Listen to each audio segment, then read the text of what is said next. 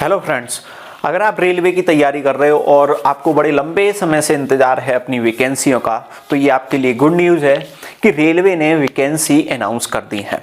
कौन सी vacancy announce की है तो इसकी फुल डिटेल मैं आपको बताने वाला हूँ। वैसे तो आपने देख लिया होगा थंबनेल में ही कि यहाँ पर जो बात होने वाली है वो रेलवे के लोको पायलट वाली वैकेंसी की होने वाली है। चलिए तो देखिए 20,000 वैकेंसी यहाँ पर आ चुकी हैं। तो इसके बारे में जो संपूर्ण जानकारी है, यानी कि नोटिफिकेशन भी मैं आपको बताऊंगा, सैलरी भी बताऊंगा, सिलेबस भी बताऊंगा, आपका जो कोर्स है फ्री वो कैसे मिलेगा वो भी बताने वाले हैं, और फर्स्ट एग्जाम और सेकंड एग्जाम दोनों की तैयारी कैसे करनी है इन पे भी चर्चा करेंगे। तो वीडियो के एंड तक बनी रहिए। थोड़ा सा जल्दबाजी में मत कीजिए कि जल्दी जल्दी देखा और निकल लिए, नहीं।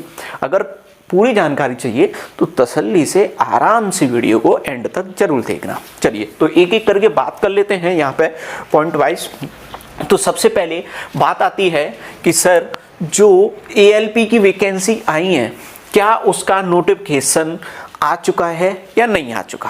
दूसरी बात कि सर एग्जाम कौन कौन दे सकता है, कौन एग्जाम नहीं दे सकता। तो सबसे पहले तो मैं आपको यही बता देता हूं कि कौन से स्टूडेंट हैं जो ये एग्जाम दे सकते हैं और कौन से स्टूडेंट हैं जो ये एग्जाम नहीं दे सकते। तो सबसे पहले अगर हम बात कर लेते हैं तो देखिए, अगर आपने ITI कर रखा है तो आप ये एग्जाम दे सकते हो।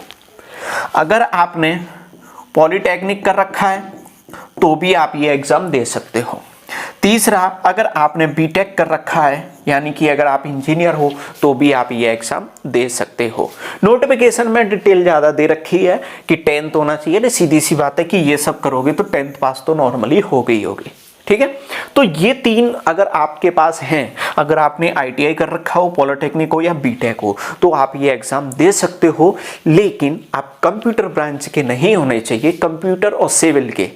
कंप्यूटर और सिविल के अलावा आप किसी भी ब्रांच के स्टूडेंट हो, है ना, कोई सी भी आप पे सब्जेक्ट रही है तो आप ये एग्जाम दे सकते हो, सबसे पहली बात। दूसरा कि ये सर नोटिफिकेशन कब जारी हुआ, तो ये जारी हुआ है 11 दिसंबर 2023 को।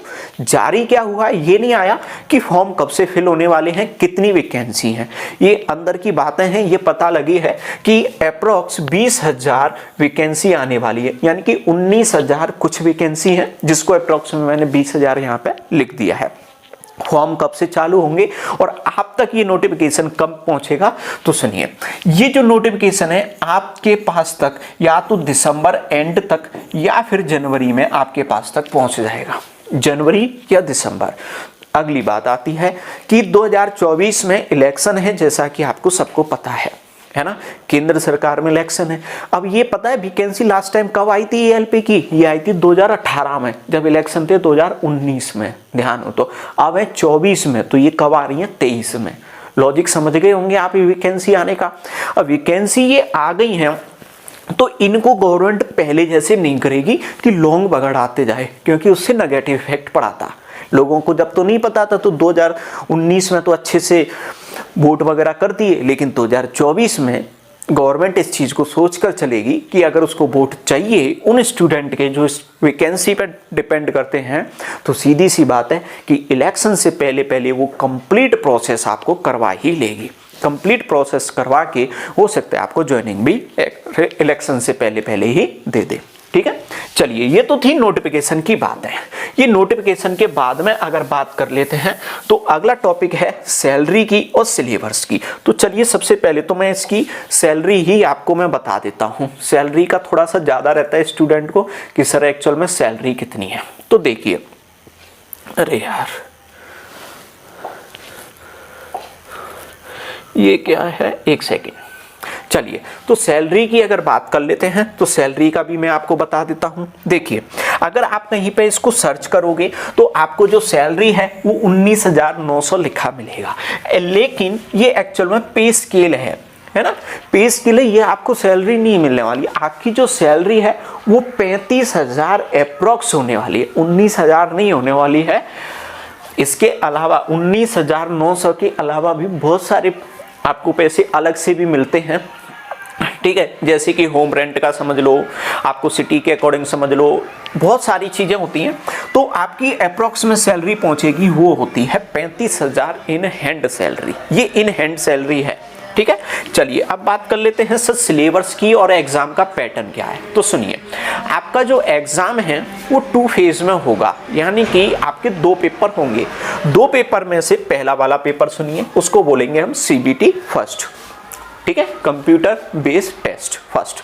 तो इसके सिलेबस की अगर हम बात कर लेते हैं तो इसके सिलेबस में कौन कौन है देखते हैं। तो सबसे पहले इसके सिलेबस में अगर बात करें तो पहली सब्जेक्ट है मैथ, यानी कि वही जो आपका क्वांट नॉर्मल कंपटीशन के लिए पढ़ते हो वही आता है। 20 क्वेश्चन आएंगे, 20 नंबर के रहेंगे।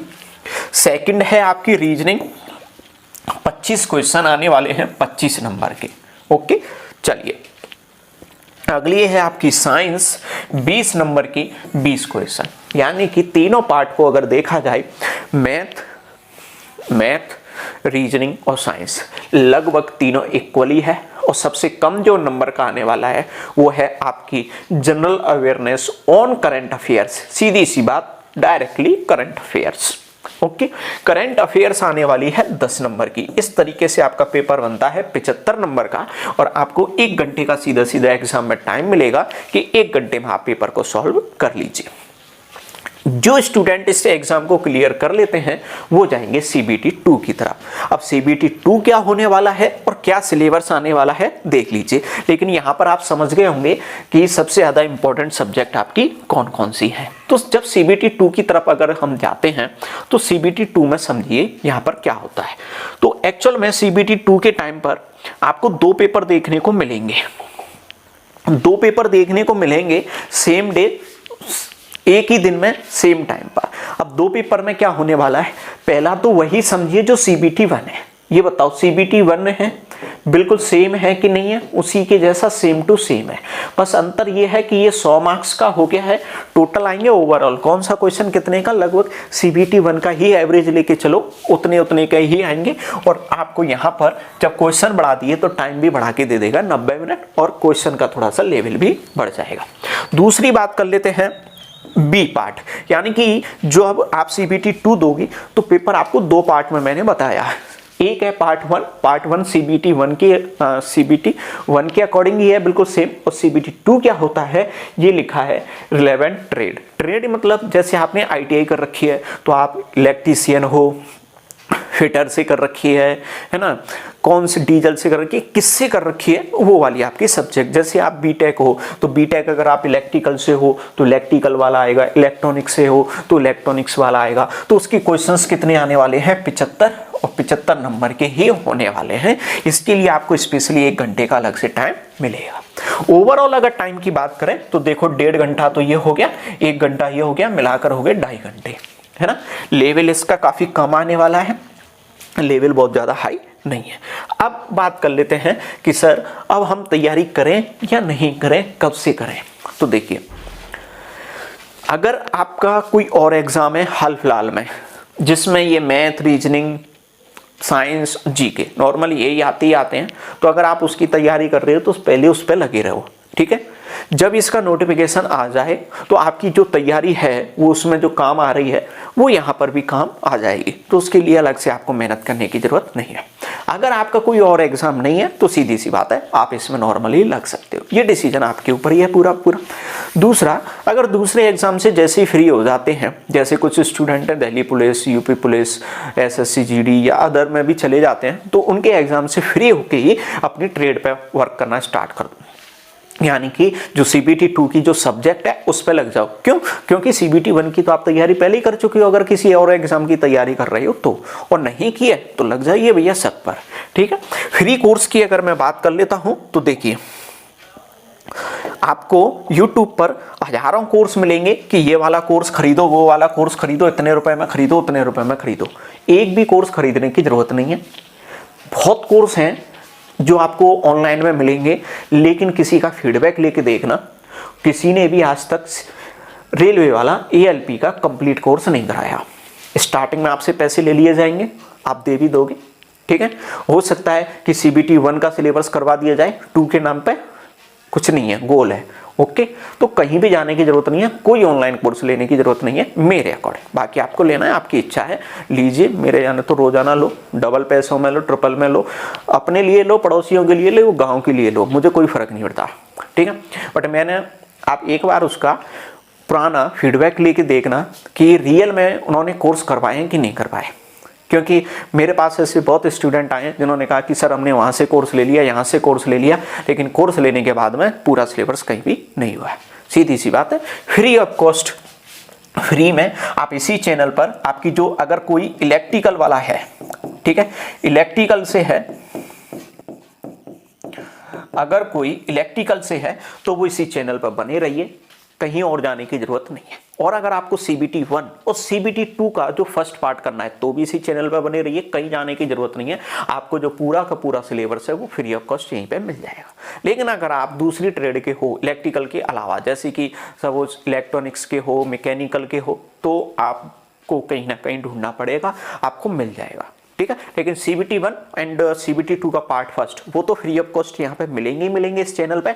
उसके अलावा जो इलेक्ट्रिकल वाले हैं, तो इलेक्ट्रिकल वालों को भी कंप्लीट वहाँ पे ट्रेड जो है कंप्लीट 75 जो मार्क्स का आने वाला है वो भी यहाँ पे फ्री ऑफ कॉस्ट करवा दिया जाएगा। चलिए, अगर आपको ये जानकारी अच्छी लगी है, अगर आपको जानकारी अच्छी लगी तो अपने दोस्तों को शेयर कीजिए, वीडियो को लाइक और चैनल को सब्सक्राइब कर लीजिए, क्योंकि जैसे ही नोटिफिकेशन आता है मैं आपको इसकी संपूर्ण जानकारी डिटेल में और दे दूंगा। मिलते हैं अगली वीडियो में, धन्यवाद।